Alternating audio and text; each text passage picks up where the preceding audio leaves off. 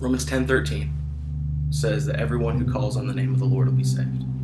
My very favorite verse, because it gives me hope knowing that no matter how far we are from God, no matter what we've done, no matter how far we've strayed, no matter how broken our life is, whether we've jacked it up or people around us have jacked it up for us, contributed to that all we must do is cry out to God. Like his personality, his character, or is it a he or is it a she?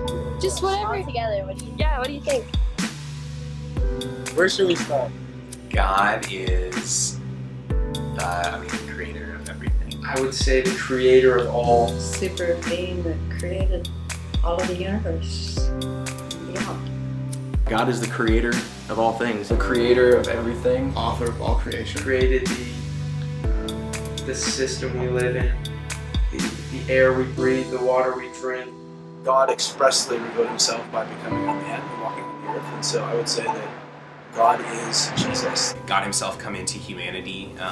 I'd like to think of it as like the author sort of entering into the story. God is painting a picture for people that in and of yourself, you will never be good enough to get to me. One day I will send a son who will make that all possible. God would do whatever it cost him to sort of make us able to be with him. Jesus, God himself, comes to us to get us because we can never get ourselves to him. Jesus was good enough, and Jesus came here to allow me to sort of fulfill what my purpose was, which is to be in communion with God, worshiping God.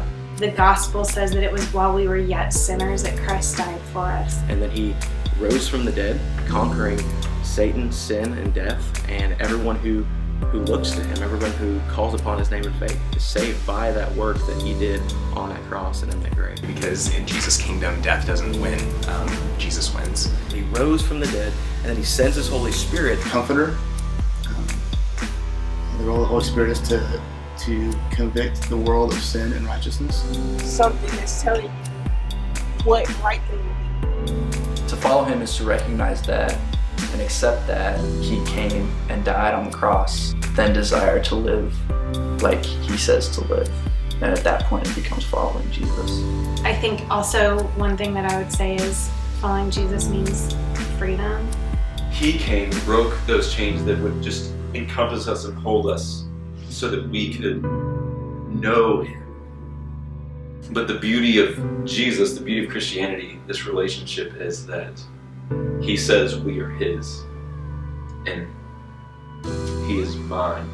God was willing to take the risk of giving us the choice to love him or not, rather than coerce us into being robotic and just loving him back.